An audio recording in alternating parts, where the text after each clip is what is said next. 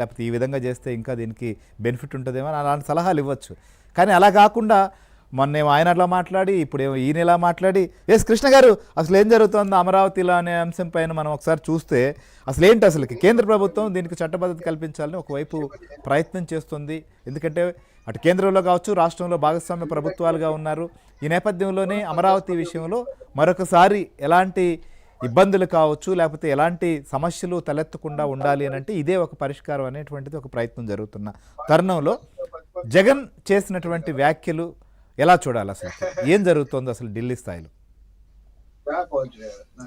శ్రీహరి, జగన్ చేసినటువంటి వ్యాఖ్యల్లో అసలు అర్థమే లేదనే చెప్పొచ్చు. ఎందుకంటే జగన్ చేసినటువంటి వ్యాఖ్యలు చూస్తుంటే అసలు ఆయన ఎందుకు చేస్తున్నారో కూడా ఆయన అంటే కనీస పరిజ్ఞానం లేకుండా ఆయన చేస్తున్నటువంటి వ్యాఖ్యలు ఉన్నట్టుగా తెలుస్తుంది. ఒక సీఎం గా 5 ఏళ్ల పాటు చేసినటువంటి ఒక వ్యక్తి అసలు గతంలో అమరావతి గురించి ఎన్జిటి ఏం చెప్పింది, తర్వాత హైకోర్టు ఏం చెప్పింది, సుప్రీంకోర్టు ఏం చెప్పింది, పార్లమెంట్ యాక్ట్ లో ఏముంది అన్న విషయాలు ఏమీ తెలియకుండా నది గర్భంలో ఉంది, దాన్ని నిర్మించడానికి మళ్ళీ అమరావతిని ఇచ్చేయాలంటే మీరు సుప్రీంకోర్టు కూడా మళ్ళీ పరిశీలించాలని చెప్పటం అంటే అసలు గతంలో ఎన్జిటి ఏం చెప్పింది అనేది మనం ఒకసారి కరెక్ట్ మీరు చెప్పినట్లుగా, ఎందుకంటే పదే నది అనేటువంటి అంశాన్ని ప్రస్తావిస్తున్నారు కాబట్టి ఏదైనా సమస్య వచ్చినప్పుడు ఎన్జిటికే కదా ఎవరైనా వెళ్తారు. సో అక్కడ ఏంటి క్లారిటీ చెప్పండి ఒకసారి. ఎన్జిటి అసలు ఇదే ఎన్జిటికి 2014 తర్వాత, ఏదైతే 2014 తర్వాత రాష్ట్ర ప్రభుత్వం అమరావతిని రాజధాని అనుకున్న తర్వాత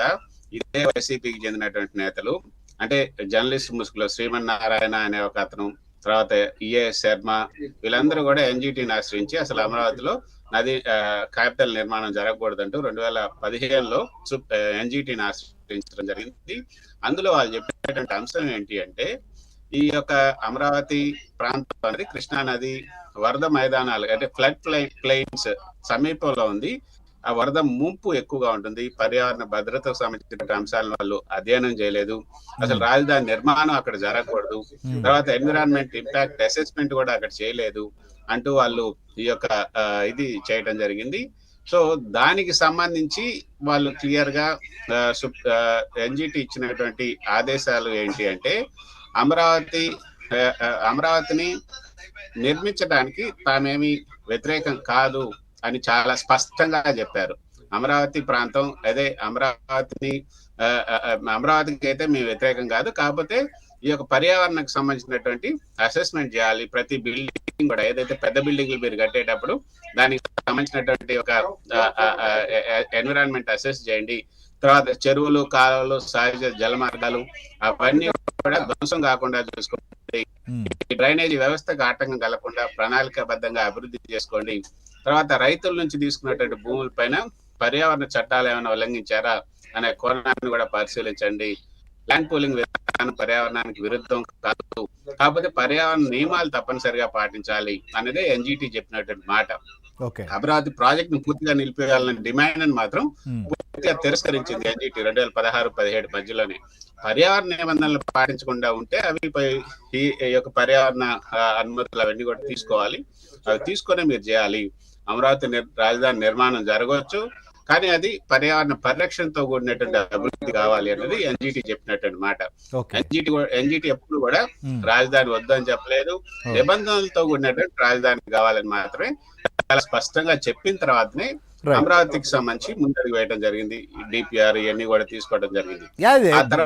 కృష్ణ గారు మీరు అన్నట్లు నిబంధనలు అనేది ఖచ్చితంగా పాటించాల్సిందే, పాటించే కదా చేస్తారు. ఏ భవనం నిర్మించాలన్నా ఖచ్చితంగా అన్ని అనుమతులే పొందుతారు. అందులో అమరావతిలోనైనా ఎక్కడైనా అది సహజంగా జరిగేటువంటి ప్రక్రియ, అందుకు అనుగుణంగానే ముందుకెళ్లేటువంటి అవకాశమే ఉంటుంది. అంత ఏమీ అసలు అవేమీ తెలుసుకోకుండా రాష్ట్ర ప్రభుత్వం సిఆర్డీఏ ముందుకెళ్తుందని అయితే నేను అనుకోవట్లేదు. ఇక సుప్రీంకోర్టు విషయం ప్రస్తావన కూడా చేశాడు కదా, ఏంటి అసలు సుప్రీంకోర్టులో ఉన్నటువంటిది ఏంటి, అసలు ప్రస్తుత పరిస్థితి అక్కడ ఉన్నటువంటి ఏ స్థితిలో ఉంది? ప్రస్తావన చేయడానికి కారణం ఏంటి అంటే శ్రీహరి, అయితే అమరావతి హైకోర్టు, ఏపీ హైకోర్టు ఏదైతే అమరావతి ఏపీ మూడు రాజధానులు అంటూ జగన్మోహన్ రెడ్డి కొత్త నాటకాన్ని తెరదీసిన తర్వాత రైతులు ఏపీ హైకోర్టుని ఆశ్రయించినప్పుడు ఏపీ హైకోర్టు చాలా స్పష్టంగా మార్చి 2, 2022లో మార్చి 3వ తేదీ 2022లో ఒక డివిజన్ బెంచ్ చాలా స్పష్టమైనటువంటి తీర్పు సిజేఐ నేతృత్వంలో ధర్మాసనం అమరావతి రాజధాని రాష్ట్ర ప్రభుత్వం స్వయంగా ప్రకటించినటువంటి రాజధాని అమరావతిని కొనసాగించాలి. రాజధానిని మార్చే హక్కు ప్రభుత్వం వద్ద ఉన్నప్పటికీ కూడా ఇప్పటికే ప్రజలు రైతులతో చేసుకున్నటువంటి ఒప్పందాలను ఉల్లంఘించలేరు. ల్యాండ్ పోలింగ్ స్కీమ్ కింద ఏదైతే రైతులు ఇచ్చినటువంటి భూములు ఉన్నాయో అది ఒక చట్టబద్ధమైనటువంటి ఒప్పందం, బైండింగ్ కాంట్రాక్టు. కాబట్టి ప్రభుత్వం మాట మార్చితే రైతుల యొక్క మౌలిక హక్కులు ఉల్లంఘన జరిగినట్లు. కాబట్టి ప్రజా విధానాల్లో ప్రభుత్వం విశ్వసనీయత, లెజిటిమేట్ ఎక్స్పెక్టేషన్ అనేది పాటించాలి. ఒక ప్రభుత్వం ఇచ్చినటువంటి హామీల తర్వాత ఇచ్చినటువంటి ప్రభుత్వం నిర్లక్ష్యం చేయకూడదు. అమరావతిని పక్కన పెట్టి 3 రాజధానుల విధానం అమలు చేయడం అనేది రాజ్యాంగ విరుద్ధం అని కూడా హైకోర్టు వ్యాఖ్యానించింది. తర్వాత వికేంద్రీకరణ పేరు మీద ఒక వర్గాన్ని తీవ్రంగా నష్టపరచడం కూడా అన్యాయం అని కూడా చెప్తూ రైతుల పిటిషన్, అంటే ఈ పిటిషన్ పెండింగ్ లో ఉండగానే రాష్ట్ర ప్రభుత్వం లేదు మేము 3 రాజధానుల బిల్లును వెనక్కి తీసుకుంటున్నాము కాబట్టి ఈ పిటిషన్ ని మీరు కొట్టేయండి అని కూడా హైకోర్టుని ఆశ్రయిస్తే హైకోర్టులో రైతులు ఏం చెప్పారంటే, మేము 3 రాజధానులు అంటే రాష్ట్ర ప్రభుత్వం ఈ పిటిషన్ ఆ బిల్లుని వెనక్కి తీసుకున్నప్పటికి కూడా మేము పూర్తిగా 3 రాజధానులు దీనికి వెనక్కి వెళ్ళటం లేదని చెప్పట్లేదు. కాబట్టి గతంలో మాకు ఇచ్చినటువంటి హామీలు ఏవైతున్నా ఆ హామీలు నెరవేరుతూ మాకు పాజిటివ్ గా, అంటే మా హామీలు నెరవేర్చడానికి ప్రభుత్వం ఏం చేయాలన్న దాని మీద మీరు ఆదేశాలు ఇవ్వండి అన్నప్పుడు హైకోర్టు అమరావతి రాజధాని ఏదైతే మీరు అప్పుడు ఆదేశాలు అవి హామీలు ఇచ్చారో ఆ హామీలని 6 నెలల్లో మీరు నెరవేర్చండి, ఏదైతే ఫ్లాట్స్ అన్నిటిని వాళ్ళకి రోడ్లు వేయాలి అవి అని చెప్పి 6 నెలల్లో మీరు నెరవేర్చినట్టు జగన్మోహన్ రెడ్డి ప్రభుత్వానికి ఆదేశాలు ఇవ్వడం జరిగింది. దాన్ని సవాల్ చేస్తూ మళ్ళీ సుప్రీంకోర్టులో జగన్మోహన్ రెడ్డి ప్రభుత్వం పిటిషన్ దాఖలు చేసినప్పుడు లేదు మేము అసలు 3 రాజధానుల బిల్లు వెనక్కి తీసుకున్నా కూడా హైకోర్టు తీర్పు ఇచ్చింది, తుది తీర్పు, ఇది ఇవ్వటం తప్పు. ఎందుకంటే రాజధాని అన్నది రాష్ట్ర ప్రభుత్వం యొక్క ఆధీనం, రాష్ట్ర ప్రభుత్వమే రాజధాని నిర్మించాలి. కాకపోతే కేంద్రం కానీ లేకపోతే వేరే ఎవరు కూడా దీన్ని నిర్ణయించడానికి లేదు. అప్పుడు పెట్టినటువంటి బిల్లు ఏదైతే ఉందో రీఆర్గనైజేషన్ బిల్లులో అమరావతికి సంబంధించి ఒక అంశాన్ని చెప్పారు, కానీ అది కేంద్ర ప్రభుత్వం పరిధిలో కాదు, రాష్ట్ర ప్రభుత్వం యొక్క పరిధిలో ఉంటుంది కాబట్టి మా పరిధి. కానీ హైకోర్టు ఇచ్చినటువంటి తీర్పు రాజధానిని రాష్ట్ర ప్రభుత్వం నిర్ణయించడానికి లేదు, ఇది శాసన వ్యవస్థ నిర్ణయించడానికి లేదు అని చెప్పడం జరిగింది. అది వ్యతిరేకం కాబట్టి హైకోర్టు ఆదేశాలపైన మీరు స్టే ఆర్డర్ ఇవ్వండి లేదా హైకోర్టు ఆదేశాలను కొట్టేయండి అంటూ అప్పుడు సుప్రీంకోర్టును ఆశ్రయించింది. దాని మీద వాదోపవాదాలన్నీ కూడా జరుగుతూ వచ్చాయి. అయితే ఆ తర్వాత మళ్ళీ తెలుగుదేశం అధికారంలోకి వచ్చింది. మొన్న తెలుగుదేశం అధికారంలోకి వచ్చిన తర్వాత 2024 డిసెంబర్లోనే దీనికి సంబంధించి ఒక పిటిషన్ మళ్ళీ దాఖలు చేసింది. లేదు మేము హైకోర్టు ఆర్డర్ని మేము యాక్సెప్ట్ చేస్తున్నాం, హైకోర్టు చెప్పినట్లుగానే అమరావతి రాజధానిగా ఉంటుంది, మేము 3 రాజధానులని చెప్పట్లేదు, అమరావతి రాజధానిగా ఉంటుంది. తర్వాత హైకోర్టు ఏదైతే 6 నెలలు అని చెప్పి టైం ఇచ్చిందో దాన్ని 3 సంవత్సరాలకి గడువు పెంచండి అంటూ ఒక పిటిషన్ అయితే అఫిడవిట్ అయితే దాఖలు చేసింది. ఇప్పుడు చంద్రబాబు నాయుడు ప్రభుత్వం, సో కూటమి ప్రభుత్వం ఒక అఫిడవిట్ దాఖలు చేసింది. ఆ అఫిడవిట్ మీద విచారణ జరగాలి, అది డిస్పోజ్ కావాలి.